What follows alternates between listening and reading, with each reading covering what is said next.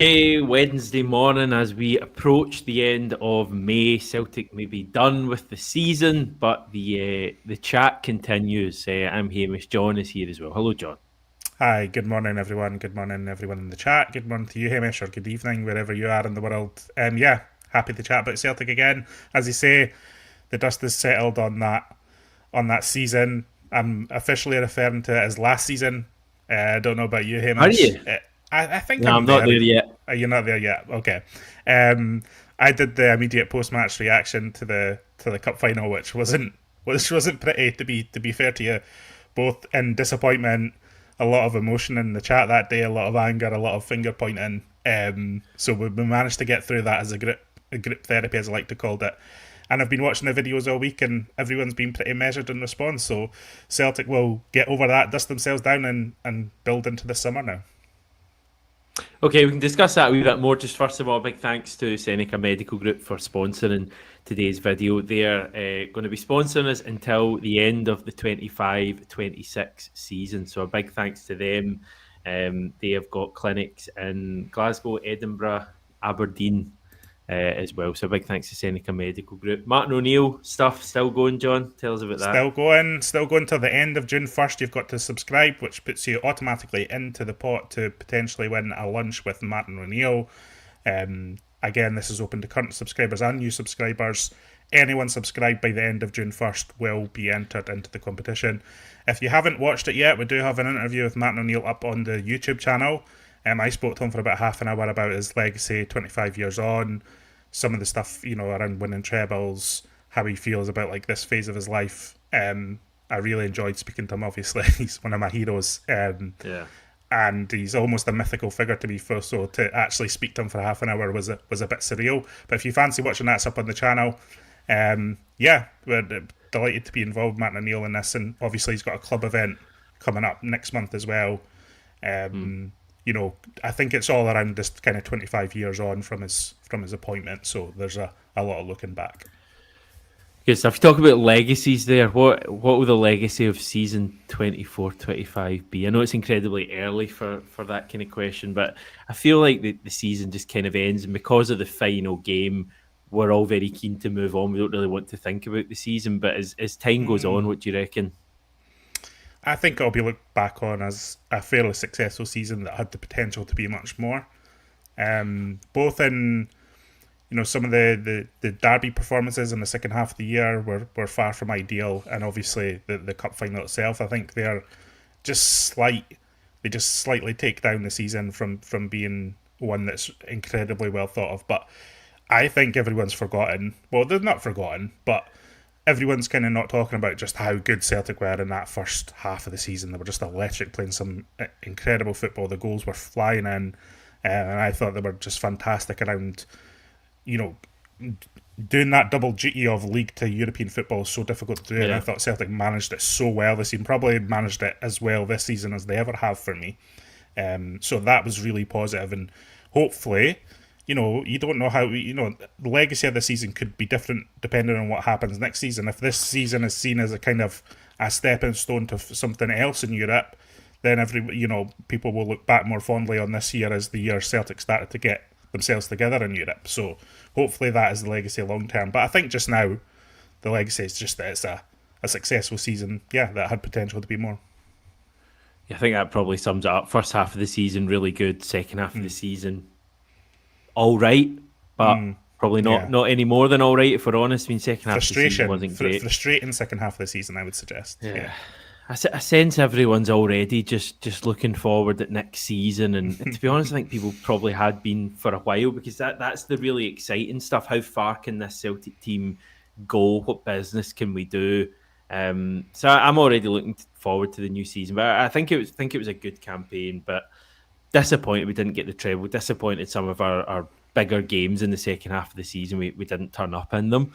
I don't know if that's real cause for concern going forwards. I mean, are you concerned about anything regarding Celtic at the moment? Because I mean, I guess some people are, and it's probably valid to an extent. I have question marks about how effective Celtic are going to be in this transfer window, just based on what we've seen over the last, since Ange left, really. Um, and I think Ange was a kind of driving force behind the scenes, I felt like, and kind of focusing minds and focusing people on getting their stuff together. I think Rodgers is a little bit more, letting the club deal with things more and kind of he does all he can do. He offers and identifies with the recruitment staff the talent that he would like, and then just kind of hands it over to the negotiating team at Celtic. And for whatever reason, that's just been a little bit slower over the last couple of years. So I do have question marks around the transfer window. And then it was really on Celtic to show that they have their house in order there and the improvements have been made there. Okay, so we got a couple of interesting transfer reports yesterday that we're going to touch on. The first one is the Crvena Zvezda defender Veljko Milosavljevic, 17-year-old. I've written that down phonetically here, but he's a 17-year-old central defender playing, as I say, for the Serbian champion Crvena Zvezda or Red Star Belgrade. The report was from Stephen McGowan in the Herald. It says we're interested in him. We've run scouting checks on him. There are also reports in Serbia we've had an opening bid rejected. Stephen McGowan says that's not the case, but that there is interest from our side, as well as Liverpool, Everton and Paris Saint-Germain, among others. Talks of a Crvena Zvezda rating him at £9 million. Listen, I think of myself as a man of the world, but I'm going to be referring to this guy as the Serbian over the next 5 minutes, because I don't think I'm going to get away with the pronunciation of his name. No, listen, I think two things here. So the fact Celtic have been scouting him, I think, suggests that a lot of clubs have probably been scouting him at that age, if he's an emerging talent. I can't see Celtic spending big money on a teenager who's just about to turn 18. It just doesn't fit for me. I just can't see it happening. I'm thinking about what I know about Celtic, and maybe they'll surprise me, but it just doesn't seem realistic to me that Celtic would spend 6 to 9 million on a kind of teenager, especially if he's wanted by some of the big massive clubs around Europe. That's not to say they shouldn't. I mean, he might be an incredible talent. It's just that spending that money on a teenage prospect of that age is a fairly big risk. Then Celtic are pretty risk averse in the transfer market, I would suggest. So I just can't see it happening. But I think there is scope for a defensive signing this summer and someone who can improve the Celtic defence. And I think that's hopefully what Celtic are actively looking for, and that they've not just been scouting this guy because he's a name on the radar and like every club across Europe's watching him. I hope it's something that Celtic are actively seeking defensive targets, because I do think Celtic can strengthen, specifically alongside Carter Vickers, but God forbid that someone comes in for Carter Vickers and offers him a route out of Celtic, because he's, as Tony said yesterday, he just pins that whole defence together. So Celtic need to be pretty active in terms of scouting out and sourcing defensive talent, I think, and that's what I kind of see from this story. Yeah, just did a wee bit of digging on Milosavljevic earlier. Crvena Zvezda were in the Champions League this season. He played 10 matches, including a couple of qualifying matches against Bodo Glimt. He didn't get a single minute in those 10 games. He didn't actually break through into their first team until October. But he did become a bit of a regular from February time onwards. So it seems like it's been quite a quick rise. He's basically gone from a youth team player to a pretty good first team player in a matter of months. So it might just be one of those ones that, as you say, a lot of people have been alerted to this because he's so good. But I take your point completely. I was looking back there because the obvious one I can compare this to is Jozo Simunovic, who was obviously Eastern European, pretty young when we signed him. I'm reading here, apparently we paid close to £5 million for Simunovic, which I must say I don't remember. So we do maybe have form, 10 years ago, inflation, football inflation, etc. But would you would you want the club to spend this kind of money on a 17-year-old? Because, he could be amazing, but it also does seem a bit of a risk. I did raise the point earlier, should we maybe look a wee bit older for our centre-back, a bit more experience? I think it would put a lot of pressure on their shoulders. Just, you look at some of the discussion around Arne Engels this season, and I know you talked about that yesterday, but I don't think his price tag has helped the perception of him. But I think you're right about football inflation. Like, football is moving on, fees are getting bigger, and the figures that 5 years ago to Celtic seemed laughable or almost out of sight are now just the kind of range that we're having to spend to Yeah. maintain the level of talent that supporters expect. So that's why I've kind of given some leeway on some of the chat around the price tags of Ida and Engels, because I think there's just an element of perceptions of fans clashing with football inflation, like you've said. So I think it would, like I say, I think it would be a lot of money to spend on someone of that age, and it would really depend how much conviction Celtic have and how he would develop if he was spending that. But I don't mind spending big on young players. I mean, I know we had Odson Edouard on loan, but he was young when we bought him for a fair amount of money. As I say, Engels was expensive, and he was quite young as well, albeit with Bundesliga experience. I think I would probably just like someone to maybe have like 50 or so more appearances in like a senior European league, and playing consistently week to week before you really spend a fair amount of money on him, and that's probably where this kind of falls down for me. Tony raised that point yesterday, the kind of profile we should be looking at a centre-back, and I'm immediately thinking of Chris Julian. And I know Julian's the end of his time at the club was cut short, and he got that terrible injury and was never the same. But like Julian, when he first came in, other than against Livingston, was a good defender, and we paid big money. I think it was 7 million for him. I think, was it Montpellier or Toulouse, someone like that. And he played a number of games in France, had been a regular, pretty experienced. He was probably 25, 26 when we signed him. A profile like that, I think, would be great. Someone who's not going to be flustered playing at Celtic Park. I just wonder sometimes if we'd go a little bit young with our centre backs. I get it with attacking players because they've got that real sell-on value that the club's obsessed with, but I really wouldn't be fussed getting an experienced defender in next to Cameron Carter-Vickers, because I mean, you look at the success, slightly different, but the success we've had with Kasper Schmeichel, he's people were questioning whether he's too old, and he's just in general, being great for us, whereas we might have gone a bit younger with Kasper and maybe not had the same success last summer. So I don't know, I feel like the club are probably obsessed with getting a 21, 22-year-old in. And listen, if they can unearth the next Virgil van Dijk, then we'll all be laughing, but I don't know, they need to get this right for me with the centre-back. I mean, that's what we heard from during Mark Lawwell's time after he left the club. There was a fair bit in the press kind of that seemed to be getting briefed from his side regarding what Celtic were looking for, and it was like that. Like you said, there was an obsession of getting in this kind of prime talent between the years of 18 and 21 who already has international experience and senior experience playing for the club, which is a high bar to set, I think, and is difficult. I think what we're kind of saying is that Celtic need to be flexible in the kind of player that they bring in. Bringing in young players is good, but I don't think we should be, like you say, too focused on their profile as an asset, and it should be more about their current ability and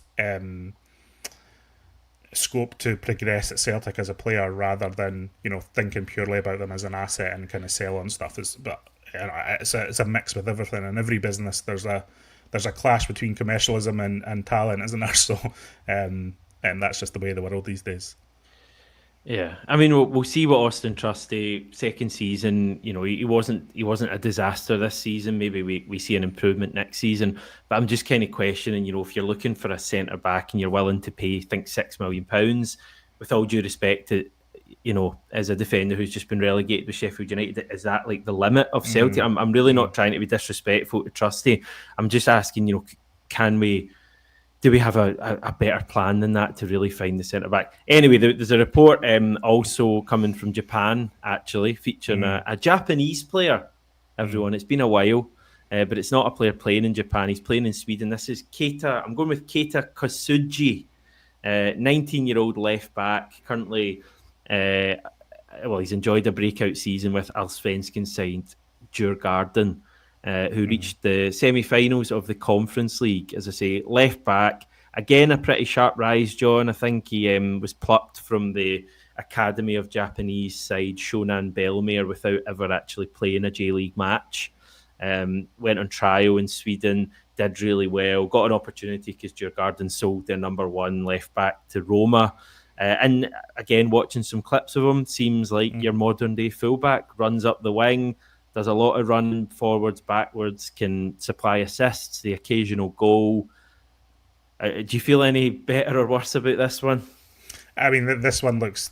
It feels like it makes a lot more sense just in terms of like his potential cost and the fact that he's younger and we need we need a solid, capable backup to Kieran Tierney next year. Someone who can play if they need to for an extended period of time in the season. And this is where you're thinking 19, 20, 21 years old, someone who can deputise for Tierney makes perfect sense. So I actually quite like the look of this one. Just, it passes the gut check of does this look like it makes sense? And for me, it does look like it both makes sense and that this guy could have a little bit of something about him. So it's quite good to see that Celtic have been linked with that kind of younger left back alongside all the other chatter around Greg Taylor and Jeffrey Schlupp. I don't think Schlupp will be here at Celtic next season. I could be wrong, but just my gut feeling. So I think getting a guy of this profile in makes perfect sense, and this would be a kind of smart sign. On the face of it, a smart sign-in from. I'd suggest the majority of the sport would feel like that. I know Brendan Rodgers has been very keen to make the point that there'll be enough game time for both left backs, but do we have a limit on the quality of left back we can sign this summer because they know that Kieran Tierney's likely to be our first choice and probably going to start virtually every big game that comes around? Does that limit us in terms of who we can attract?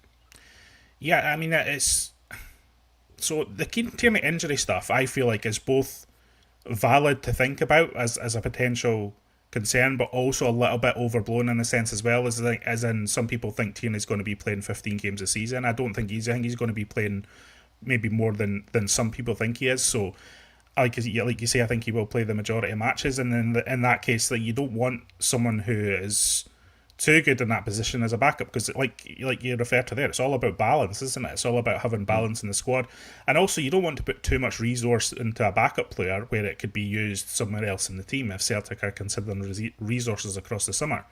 Yeah, I think there is a limit to the kind of the profile of expense that you would want that alternative to Kieran Tierney to be, because I think Kieran Tierney will play a lot more next season than perhaps some had thought when he initially signed that pre-contract. Hopefully, fingers crossed, you never know with injury. So I think the Kieran Tierney injury thing is valid to note, but also a little bit overblown for me. What is the latest on Greg Taylor? I saw that you guys had a story yesterday. Yeah, so PAOK in Greece, this was a story Tony had up last night. They're the latest club interested in Greg Taylor. I think the chat was from what the sources Tony was speaking to, was that Greg Taylor's wage demands or wages might play a factor in kind of counting them out, but that I think the chat from the Greek side is that maybe more discussions will happen over the coming days or something. But it just reinforces that Greg Taylor, I think, has a lot of options this summer, and I don't think he's going to rush into anything. And I think he's got a good few weeks to think over his future, and he's got a big decision to make, basically. Brendan Rodgers has made clear the door isn't shut at Celtic, but I think by this point we would have known if Greg Taylor was going to be staying in Glasgow or not. I could be wrong. But there's definitely various options on the table for him, and a move to Greece would be fantastic lifestyle-wise. Whether it would be the right footballer move, I don't know. They've qualified for the Europa League next year, so you would have European football. But there's... It's an interesting one. My hope for Greg Taylor is that he finds the perfect place for him and his family over the next few years. I'm quite, just taking that view of it, because I think he's put a lot into Celtic and he's had some grief over the years, and he's been a contributor to success, and now he gets to pick where he goes next, and he's in a luxurious position in that regard. And I think the market's very well suited for Greg Taylor this year, especially with the perception of Scottish players rising across Europe and Italy, for example, specifically. Everyone loves Scottish players over there. It's very much in the fashion in Italy, so maybe a wee move to Italy could be on the cards. I don't know, but it's just, if I'm Greg Taylor looking at this market, I'm thinking I could get a plum deal here in a location that really suits me and my family. So good luck to him. It is interesting that a number of the links that we've had for Greg Taylor have been from foreign clubs and not even in traditional major leagues. Dinamo Zagreb were the big one that I think was reported quite extensively in Croatia that he was close to joining the club. Now that could still happen, but certainly it's gone a bit cold there. Pauk now. There was another team as well. I can't quite remember that were linked with him a wee while back, but you kind of assume. Well, I would assume that he'd have gone down south as his next move. But it seems like it might be somewhere in Europe. But you reckon he's kind of done now? He's unlikely to stay at Celtic. Just I don't know. It just feels like that. I just feel like when if it was just in the offing, I just think it'd be done by man. Maybe just he genuinely wants to have a big think about it and will make a late decision on it, and that there is still a chance that the Celtic's offer on the table is one he could take. I mean, Brendan Rodgers. I think if I genuinely think if Greg Taylor was out the door, I think Brendan Rodgers would say no, he's unlikely to come back. He kind of did suggest that a couple of months back. He said it was more likely than not that Greg Taylor would leave. But the fact that he hasn't committed anywhere yet is a sign that maybe Greg Taylor hasn't even made up his mind yet. So, how are we supposed to know? Almost, if he's not made up his mind, then no one else will know what his destination will be. I just think the timing of it makes it unlikely that he's going to join up at Celtic again now. Okay, fair enough. You want to talk a wee bit about pre-season plans and various dates and stuff that we've got coming up? Yeah, I was just looking at the calendar. I was just kind of looking, what does July look like? Obviously, we know Celtic are off for the whole of June, and I think they'll be back in the week Tuesday, 1st of July, back at Lennoxtown in advance of playing Cork on the 8th in Ireland. We know that already. It's not that long away, is it? I mean, you were talking 4 and a bit weeks and they're back. Yeah. 4 and a bit weeks. So yeah, they're playing Cork on the 8th of July, and then there's a gap until we play Newcastle at home on the 19th. I think that gap will be one where Celtic go abroad and have some sort of training camp somewhere that is yet to be confirmed by the club, but can't be far away. So there'll be some sort of warm weather training camp somewhere, I think. Probably play local opposition between the 9th and the 16th or 17th, back in Glasgow for Newcastle the 19th. Then there's another gap. Flag Day is on August 2nd, the weekend of August 2nd, so there's another 2-week gap, so there'll probably be something in between that as well. I'm not sure what kind of thing that would be. It might be one of those quick trips to play, a foreign opposition in Europe somewhere, that isn't an extended training camp, or it could be something, in the UK, I don't know, but there will undoubtedly be matches between the 19th and the 2nd of August, I would say. So yeah, like you say, it's not long at all. That's the reality of it. I was kind of looking at it and thinking, just from a Celtic Way perspective, we've got some time off in June, etc. But then once everyone comes back from their holidays, we're kind of right back into it again. And that is the nature of football these days. I think there'll be distractions with the Club World Cup, etc. I don't know how interested people will be in that, but then it's right back into the apparently Ronaldo's going to turn up in that. That's a chat. Yeah. I'm very cynical about the FIFA Club World Cup, Hamish. You're not going to get much chat out of me on that. But yeah, Flag Day on August 2nd, and then the Champions League draw is on August 4th. So it's exciting times. And I just wanted to note that because people will be missing Celtic over the next couple of weeks, but it's just a reminder that things come around quickly.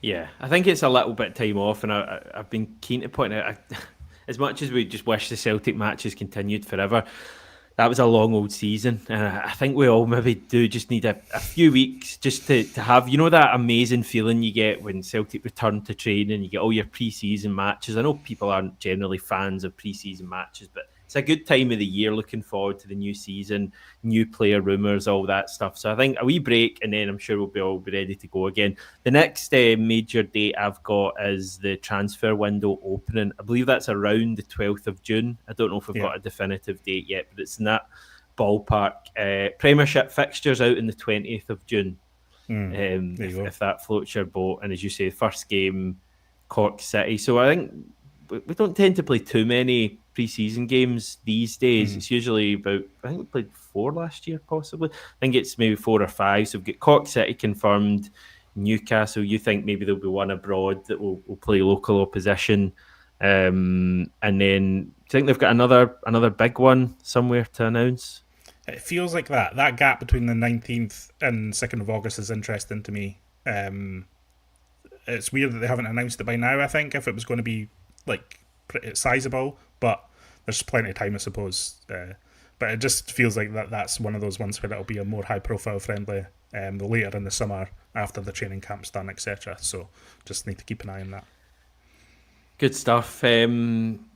What else is on your mind today then? And Is there the anything? other one was that there's another Djurgårdens player who Celtic have been scouting beyond Kasugi. Oscar Felinius, I think, is the reports from Sweden this morning, that Celtic have been scouted on multiple occasions this year. He's a 23-year-old winger, I think. Yeah, 23-year-old winger, 70 odd appearances for them.